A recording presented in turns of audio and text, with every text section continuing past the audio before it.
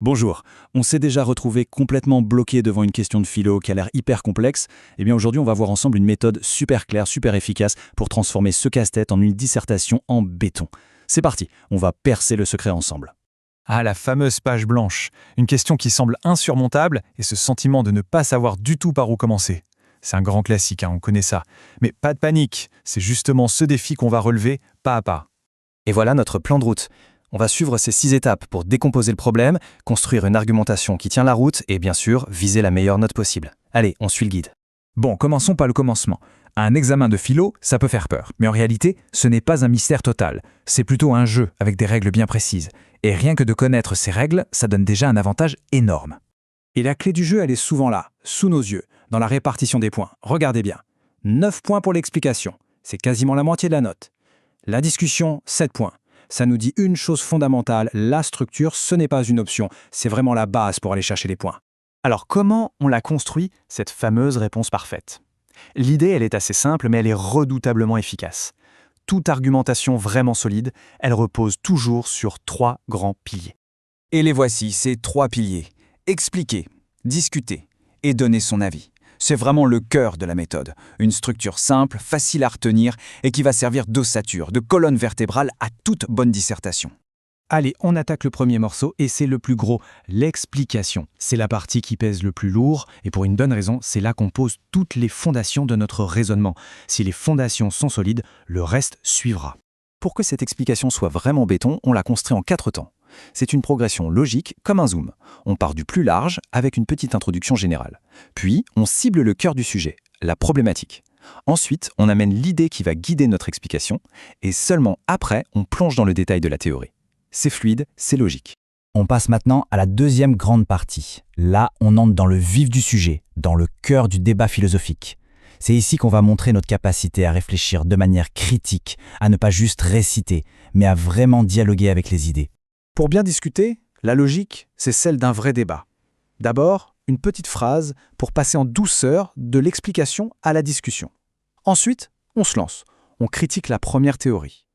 Le moment le plus important, c'est de présenter une théorie adverse, opposée. C'est ça qui crée la discussion. Et à la fin, on fait la synthèse. On tire les conclusions de cette confrontation d'idées. Voilà une illustration parfaite de ce que ça veut dire, une théorie opposée. D'un côté, on a une vision qui dit que tout part de notre expérience, de nos sensations. Et de l'autre, une théorie qui dit non. Ce qui compte, c'est uniquement le comportement qu'on peut observer.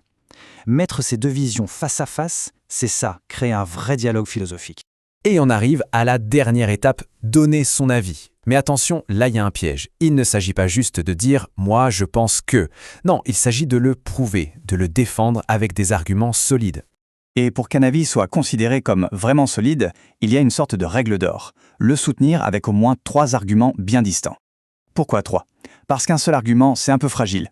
2, c'est mieux, mais 3, ça commence à créer une défense vraiment robuste et convaincante.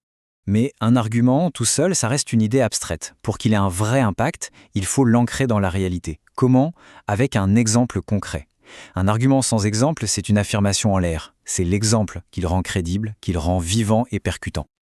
Ok, on a vu toutes les étapes en détail, maintenant prenons un peu de hauteur. C'est quoi finalement la stratégie globale pour vraiment cartonner? S'il n'y avait qu'une seule chose à retenir, ce serait celle-ci. Avoir plein de connaissances, c'est bien. Mais ce qui fait toute la différence, c'est la capacité à les organiser de manière claire et logique. C'est passer d'un tas d'idées en vrac à une construction solide. Voilà la vraie clé du succès. Donc pour résumer, le plan de match est simple. On suit la structure en 3 parties, sans faute. On construit son argumentation pas à pas, de manière logique. On n'a pas peur des contre-arguments, au contraire on les utilise. Et on ancre toujours son opinion dans le réel, avec des exemples. C'est la checklist pour une copie réussie. Et ce qui est génial, c'est que cette méthode, elle va bien au-delà de la philo. Savoir structurer sa pensée comme ça, savoir argumenter, critiquer, synthétiser, c'est un vrai super pouvoir dans la vie de tous les jours, que ce soit au travail ou ailleurs. Cette citation, elle résume tout parfaitement. La philosophie, ce n'est pas juste apprendre des dates et des noms par cœur. C'est avant tout une discipline qui nous apprend à penser, qui muscle notre esprit pour le rendre plus structuré, plus clair. Et pour finir, une petite question pour ouvrir la réflexion. Maintenant qu'on a cette boîte à outils, cette approche structurée, quel autre problème de la vie quotidienne qui semble hyper complexe pourrait-on finalement résoudre en l'appliquant? La question est posée.